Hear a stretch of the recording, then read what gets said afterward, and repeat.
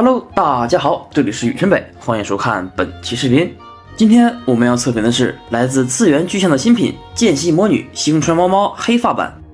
那首先，他们家这个盒子设计的倒是还蛮有意思的，正面的峰会采用的是类似扑克牌的风格，产品的名称还有标识则是印到了盒子侧面。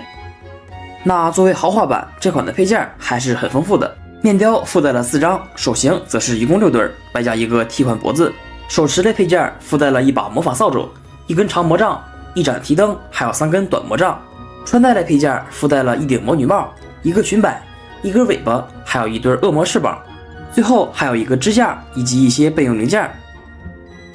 面雕呢，这款是分别附带了微笑脸、眨眼脸、迷糊脸，还有生气脸，表情的刻画整体都比较不错。然后来看主体，这个造型整体来说还是挺好看的。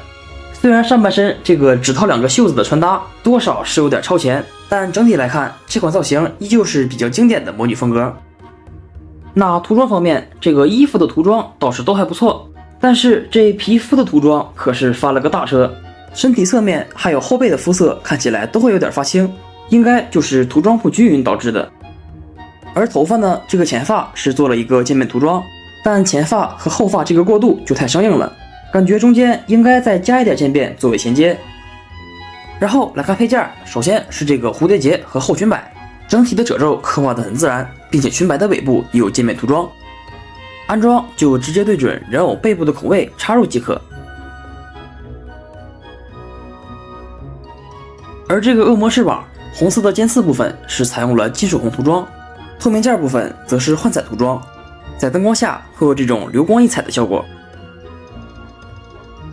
安装则是直接插到腰后的装位上。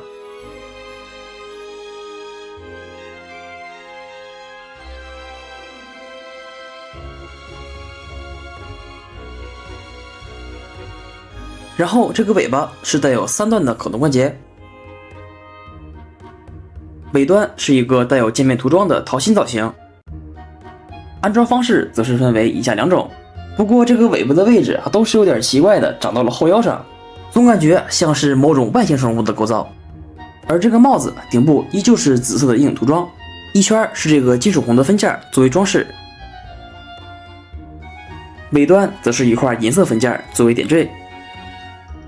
安装则是需要先把左边的辫子拔出，然后按住后脑勺调整帽子的位置，听到咔的一声，位置卡好了，就算安装完毕了。那对比一下，大家是更喜欢前面的裸装还是这个全装备造型呢？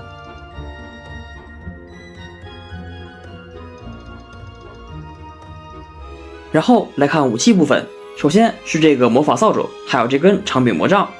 魔杖前端是这种不规则的弯曲造型，红色部分是分件，带有可动。杖身则是金属材质，尾部依旧是银色作为点缀。然后这个扫帚尾部是有这种小麦色的渐变涂装，加以红色的宝石还有绑带作为装饰。杆子部分则是这种不规则的树枝造型。那这里我们还可以选择把魔杖的头部拔出，装到扫帚上面，组合成一个完全体，可玩性还是很高的。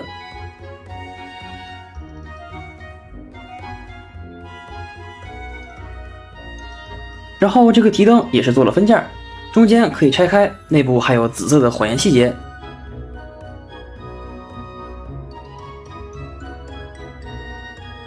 最后3根短魔杖，首先第1根是带有猫猫头像和蝙蝠翅膀的，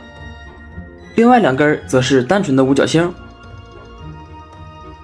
玩家可以自由的选择搭配。可动方面，头部的可动整体比较一般，不过这次是附带了1根替换的脖子，装好之后可以还原出仰视角度。胸腹处可动幅度还算不错，手臂的平台可以超过135度，大臂和袖口可以360度平转，腿部带有一段下拉，前踢可以达到90度，大腿可以平转，侧踢不到90度。